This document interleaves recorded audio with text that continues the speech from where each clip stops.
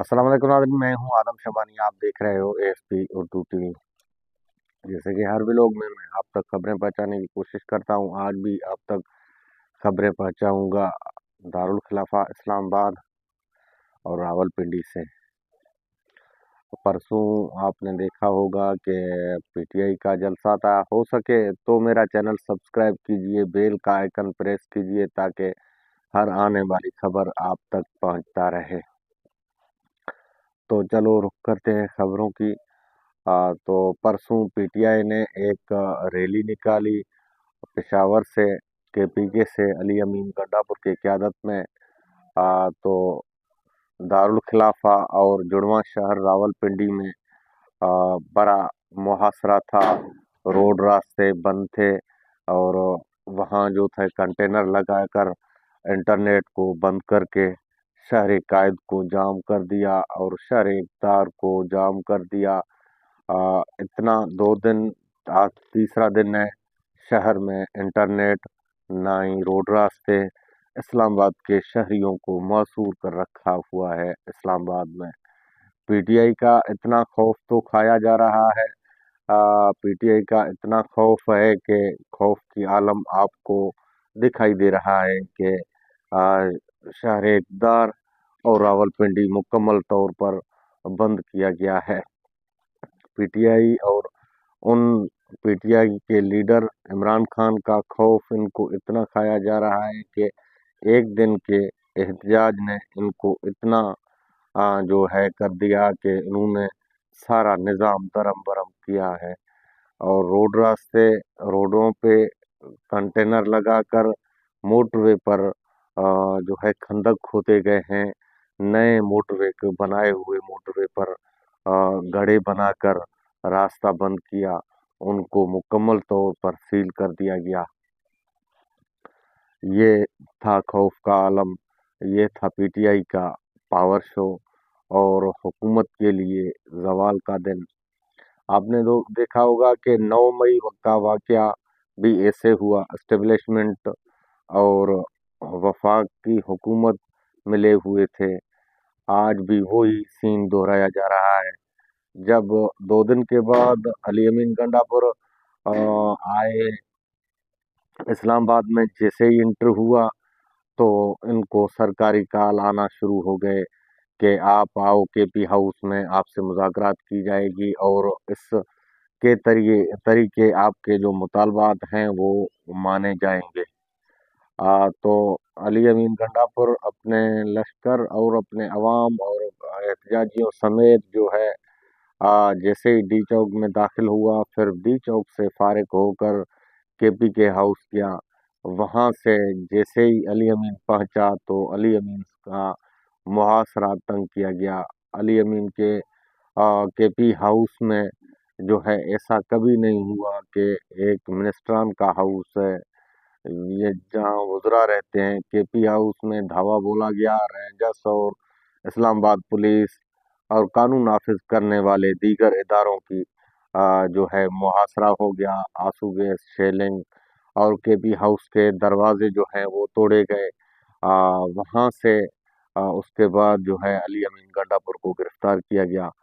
गिरफ्तार करके फिर ये खबर मीडिया तक फैली कि वजीर आला केपी के अली अमीन गंडापुर गिरफ्तार हो गया। उसके बाद जो है हुकूमती ज़राए ने इस खबर की तरदीद की कि हमने अली अमीन गंडापुर को गिरफ्तार नहीं किया। तो ये खबरें झूठ पे मबनी हैं और ये झूठी खबरें फैलाई जा रही हैं। तो उसके बाद जो है उमर अयूब पीटीआई के रहनुमा उमर अयूब और दीगर असद कैसर साबका स्पीकर असेंबली असद कैसर का बयान आया है कि अली अमीन गंडापुर को गिरफ्तार किया गया। खुफिया इदारों की तरफ से अली अमीन को रखा गया है लापता करके।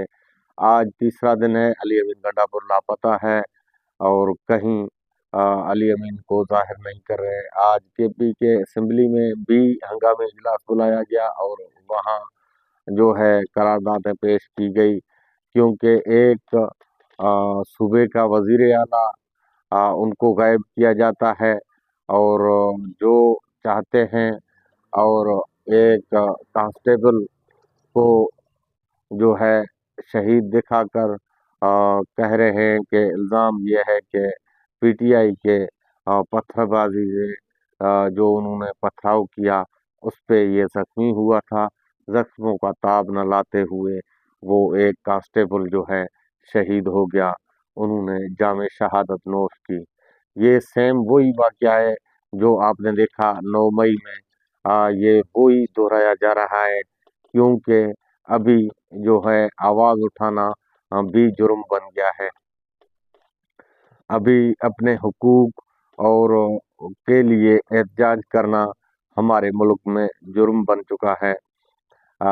تو سیم وہی سچویشن ہے جیسے کہ 9 مئی انہوں نے احتجاج کیا تھا، بانی P T I Imran Khan کو گرفتار کیا گیا تھا، اس کے حوالے سے یہ جو گرفتاری ڈالی گئی تھی اور کورٹ کے احاطے سے رینجرس والوں نے مار پیٹ کر شیشے توڑ کر عمران خان کو گرفتار کیا، گھسیٹ کر لے گئے تھے عمران خان کو۔ پھر 9 مئی کے دن جو لوگ نکلے، منتشر ہوئے، جنہوں نے احتجاج کیا، جنہوں نے یہ 9 مئی کا پلان بنانا تھا، انہوں نے یہ 9 مئی کا پلان بنا دیا، اور پھر آپ نے دیکھا کہ پی ٹی آئی کا تہس نہس کر دیا، جماعت کو توڑا گیا، جماعت کے اوپر پابندی لگائی گئی، پریس کانفرنس پر پریس کانفرنس ہوتے گئے۔ یہ بھی وہی سیم سچویشن ہے۔ تو بار بار محسن نقوی یہ فرما رہے تھے کہ ہم ان احتجاجی لوگوں سے آئینی ہاتھوں سے نمٹیں گے، ان کو وہ ان کا وہ حشر کریں گے جو دنیا یاد کرے گا، کیونکہ ہمارے ہاں ملک پاکستان میں آئینی احتجاج کرنا ہر بندے کا، ہر انسان کا، ہر پارٹی کا حق ہے، لیکن یہ حق بھی محسن نقوی اور اسٹیبلشمنٹ اور وفاقی حکومت نے چھینا ہوا ہے۔